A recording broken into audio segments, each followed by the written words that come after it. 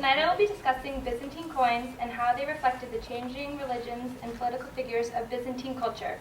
The majority of my research has been on the beginning of the empire, when the transition from Roman to Byzantine and from pagan to Christian took place, so I will be primarily focusing on coins from that time period.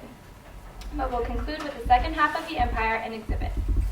I will also be showing images of coins not in the exhibit, which will be noted by the fact that they have a yellow caption, while coins from the collection have a white caption. The Byzantine Empire is a modern designation for what remained of the eastern half of the Roman Empire after the general collapse of the western half.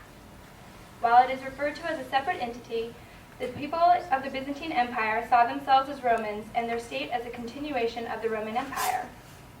This territory lasted almost 1,000 years after the Western Roman Empire, from the rule of Anastasius I in 491 to 1453, when the Ottoman Turks captured Constantinople, now Istanbul.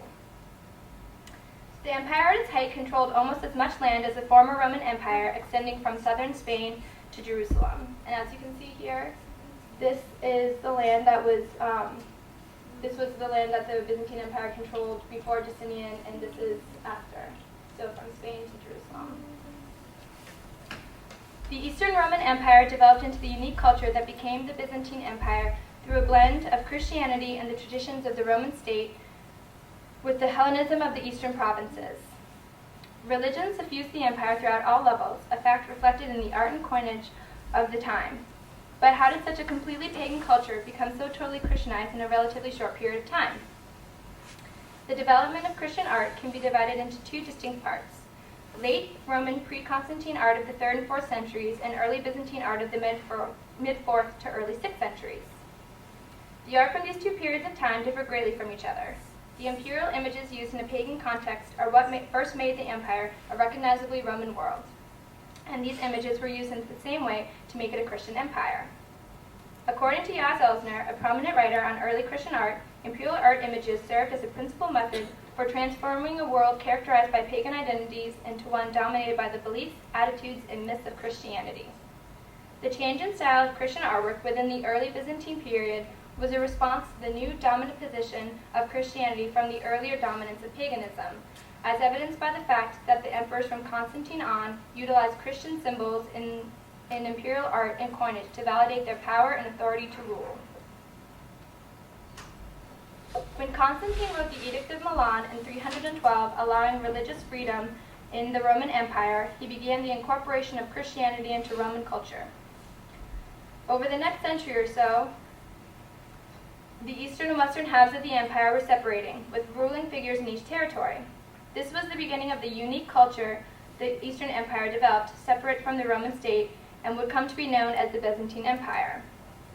This conversion of culture and religion is recorded in the motifs minted on the coinage over the history of the empire. The advent of Byzantine currency and its development over time provides important clues to the development of Byzantine culture for a number of reasons. It was used by all members of society, both commoners and elites, and circulated among many people before it was reissued by the next ruler. It was also seen throughout an entire region, allowing ideas to spread far wider than they otherwise would have done. Through the images present on the coins, the emperors who minted the coins were able to identify themselves to the people, provide a portrait of what they looked like, assert their continuity with earlier reigns, or show a break with precedent.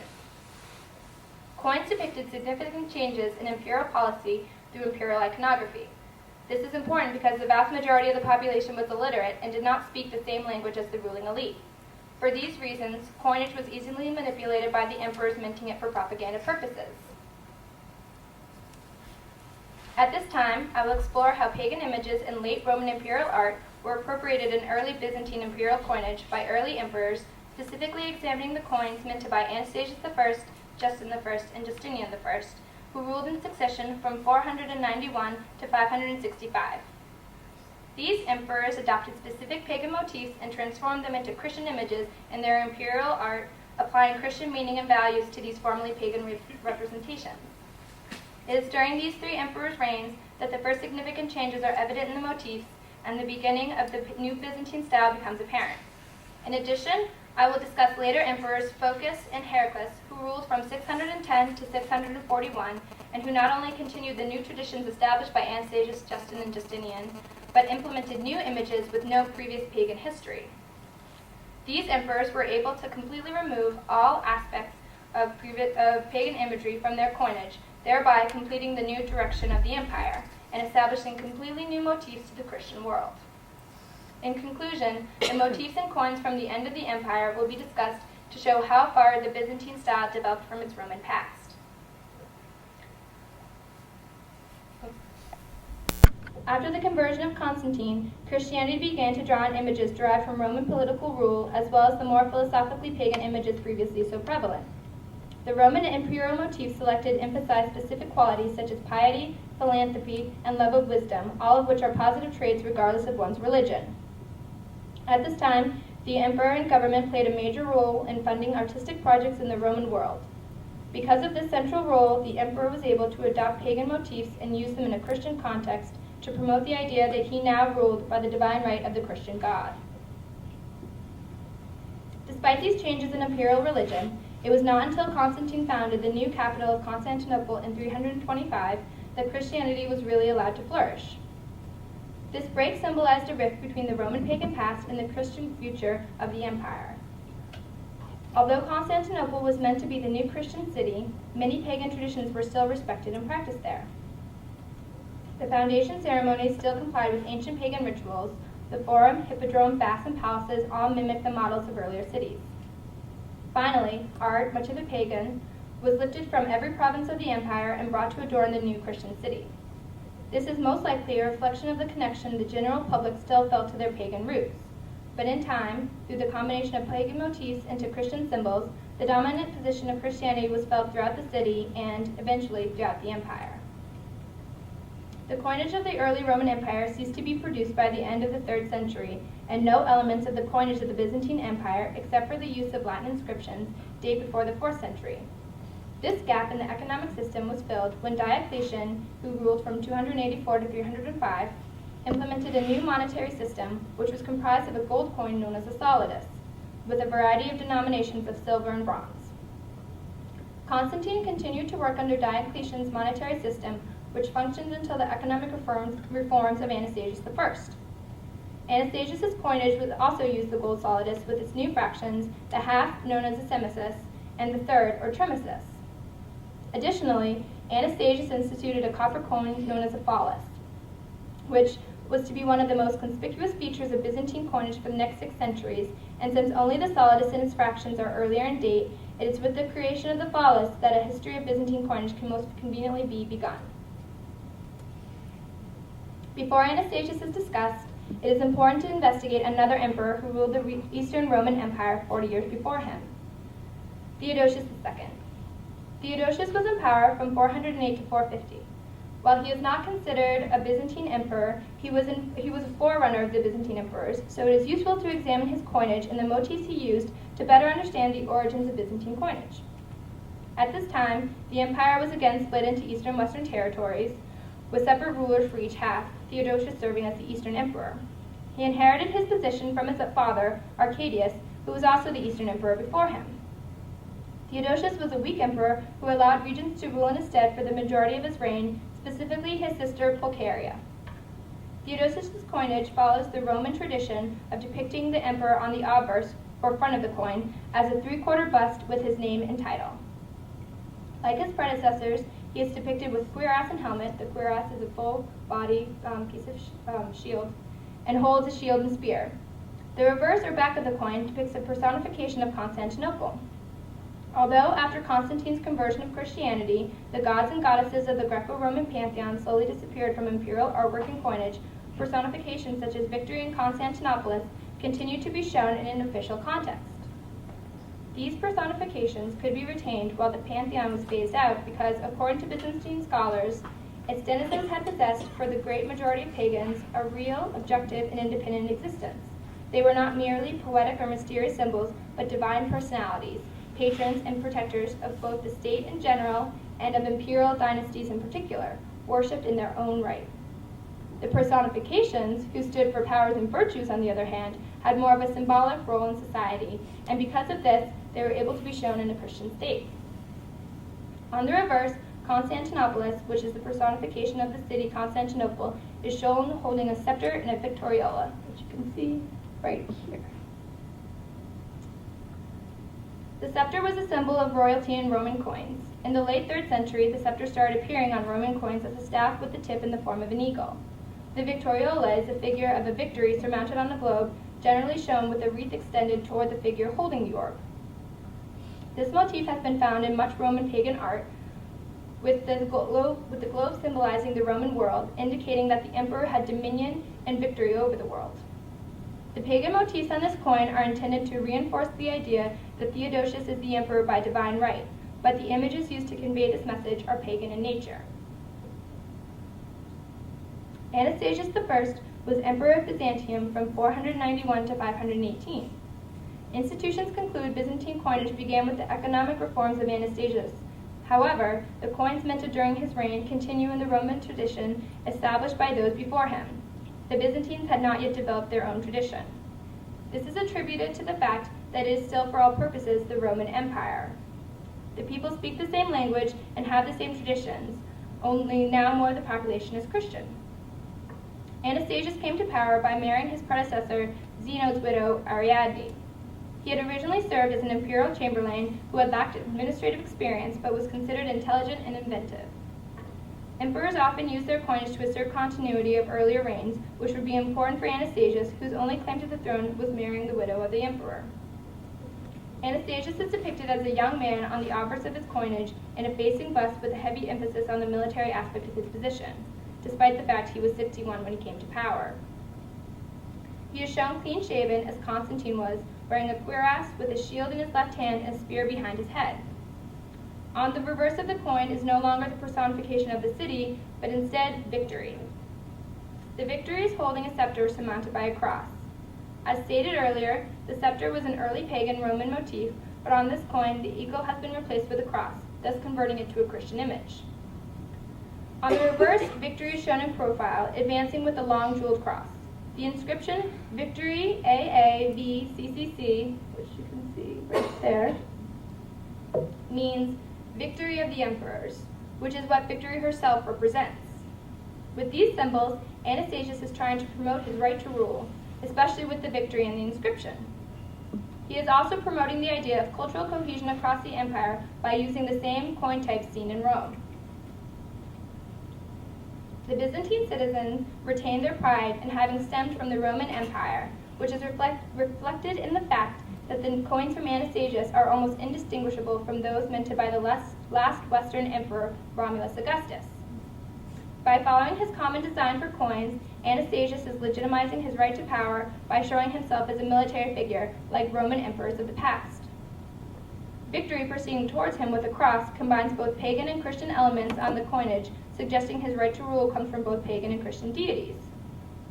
Over the duration of Anastasius' reign, his portrait continued to exhibit characteristic signs of the Roman military. But the reverse had a significant change, and that what the victory held was changed to a staff surmounted by the letters Chi Rho. This new issue changes the victory type that had been introduced in 420 by replacing the jeweled cross with the long staff surmounted by a progressively simplified form of the Chi Rho monogram of Christ, the same monogram that Constantine ordered to be placed on the shields of his soldiers before fighting the battle at the Milvian Bridge, when Constantine had a vision that led to him legalizing Christianity and eventually making it the empire state religion. This issue shows the development of the coinage that while it still retains the vast majority of the imagery from previous coins, it is adopting more overtly Christian symbols. Anastasius died without an heir, so his successor had to be voted into office.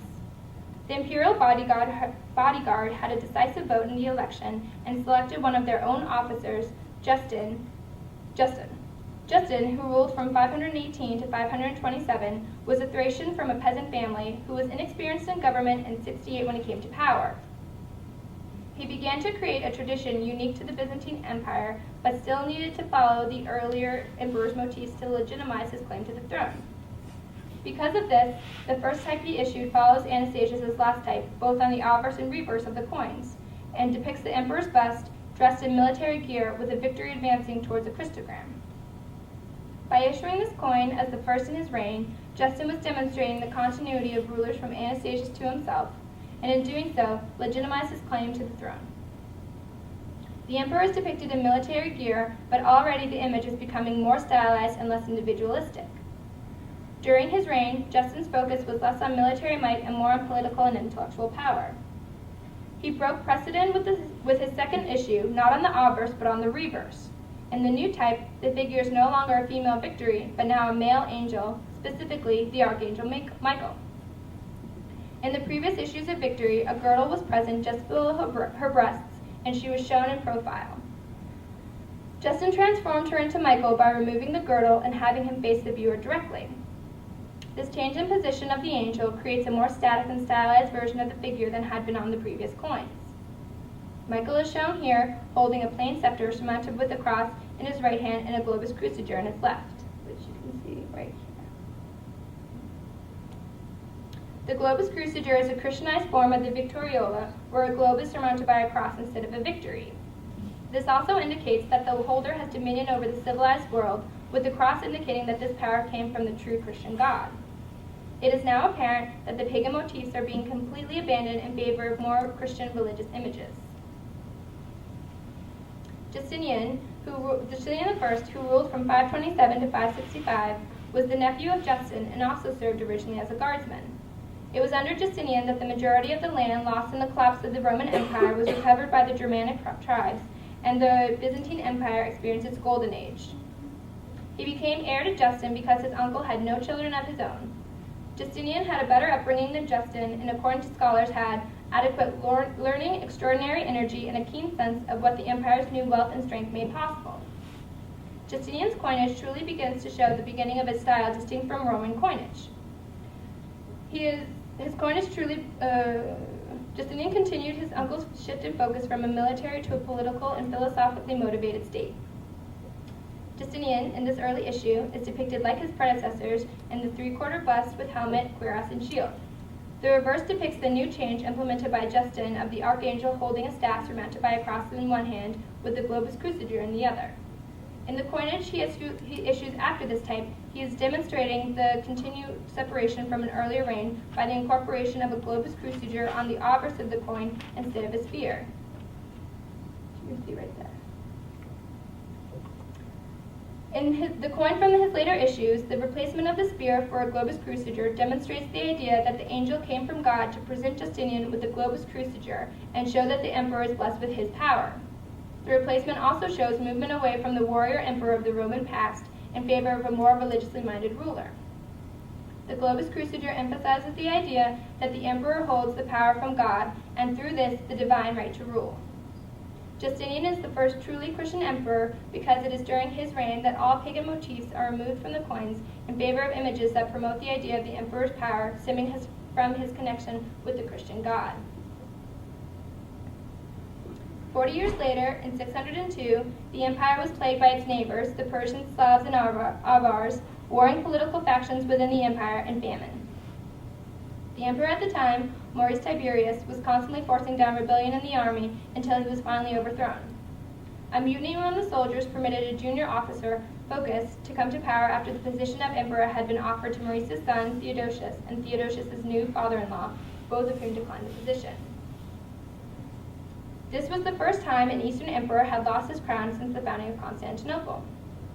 Although Phocas came from the same military background as Justinian, Justin, and other emperors before him, Phocas lacked any experience close to the throne and was without any legitimate claim to the throne. Despite the fact that when he took control of the empire there were no major wars, the pressure on the borders remained, and low funds in the treasury led to more revolts, which after 8 years of rule resulted in the following emperor overthrowing Phocas. Although Phocas lacked rightful claim to the throne, he attempted to create legitimacy by issuing coinage that followed closely to the emperors before him, especially Maurice, who Phocas helped depose in order to become emperor. The obverse of the coin depicts Phocas in the exact same manner as his predecessor, holding the Globus Crucible and wearing a crown. The only difference is that Phocas is presented with a beard, while Maurice is shown clean-shaven. The reverse is the exact same as his predecessor, Maurice's, with the archangel facing forward, holding the Globus Crucible and Scepter in the form of a Christogram at the top. This coin is also very similar to Justinian's coins, except that on the reverse of his coin, what had at the top of the staff been a plain cross is here a Christogram. By continuing the coinage of these emperors, Phocas associated himself with emperors who came from a military background and served the empire well, despite the fact that he usurped the throne while they were rightfully elected to the position. Heraclius replaced Phocas on the throne in 610 when it seemed the empire might collapse due to the threat at nearly every border from the Persians and the Slavs. Heraclius also had few close allies within the empire because his father had died previously and Heraclius had spent most of his life in Africa, not Constantinople. But despite these problems, he was able to reorganize his administration and regain control of the army. Heraclius was able to beat back the Persians and Slavs and abandon the use of Latin in official state documents, which continued the Hellenization of the empire. Despite all of these achievements, the end of his reign was as troubled as the beginning, and much of the empire's land was lost to the new threat of the Muslim expansion. Heraclius, in an effort to distance himself from Phocas, introduced a new coin type with his reign, which set the example for the next century or so. The obverse depicts Heraclius and his eldest son, Heraclius Constantine, who served as co-emperor with Heraclius. While both bear chalmes, a special cloak pinned at the shoulder, and an elaborate crown, Heraclius is shown wearing a short beard, unlike Phocas's long beard, while Heraclius Constantine is presented clean-shaven and much smaller in size than Heraclius. On the reverse, Heraclius adopted a motif formerly used by Emperor Tiberius II, who reigned from 578 to 582, of the cross potent on 4 steps. This image is also referred to as the cross on Golgotha or Calvary, where Jesus was said to have been crucified. Because of this reference, the cross on steps is meant to represent Christ being crucified. By using these new motifs on the obverse and adopting an image on the reverse that had been used 30 years earlier, Heraclius is distancing himself from the unpopular rule of Phocas. He is showing that this is the beginning of a new reign and a new era in the empire.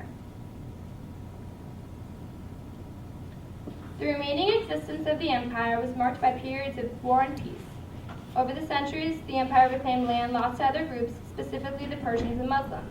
But despite their conquests, many of which were attributed to the presence of Christian icons in the cities that were saved, the land they controlled was steadily shrinking. The people were forced to refortify areas of old cities or relocate entirely to fortresses for safety. When John II Komnenos came to power in 1118, the empire had recently regained much of the Anatolian peninsula thanks to the First Crusade. He also made an advantageous alliance with the German Empire to help protect the western border of the empire. He was known as a pious man who intended to bring the empire back to its glory days. His coinage reflects his piety and shows just how much the Byzantine Empire had transformed from its pagan beginnings. The obverse image is of Christ enthroned, which had been the tradition since Justinian II in 692 first depicted a representation of Christ on his coins and placed him on the obverse, with the emperor now on the reverse, described as the servant of God. Christ's hand is raised in a benediction. The reverse is of John on the left and Virgin Mary on the right. Mary is crowning John, suggesting that he directly receives his crown and authority from her. This is a dramatic change from the early Christian coins, which had only a cross to show their connection to Christianity. It was a difficult task for the early Byzantine emperors to establish their rule, with all the turmoil taking place with the eastern and western territories separating. These difficulties were magnified by the fact that the emperors elected to the position had no real claim to the title. These figures had positions close to their predecessors, chamberlains, and members of the imperial guard, but there was nothing to stop their rivals from usurping power and taking their place. So the early rulers fell back to an old tradition of using images to promote their right to rule among the people. Anastasius, Justin, and Justinian appropriated imperial images from Rome that symbolized the power of the emperor and slowly converted these motifs so they no longer showed pagan origins, but instead referenced Christian meanings. These emperors continued to issue coins that harken back to the previous emperor's coinage in style and through motif, but gradually made changes that eventually led to a completely different style, which reflected the new Christian empire. The following rulers, Phocas and Heraclius, retained the traditions established by the early emperors and completely remade the motifs shown on the reverse to depict purely Christian images, further removing the empire from its pagan past. By the end of the empire, Christianity had such an integral role that it completely dominated the culture. This eventually turned into its undoing when Constantinople was conquered by the Fourth Crusade in 1204, which was actually meant to aid the failing empire. This crippled the empire, causing it to lose nearly all of its former territory until it finally fell to the Ottoman Turks in 1453. While much of the empire was lost from then on, the record of what happened can still be followed in the coinage of the Byzantine Empire.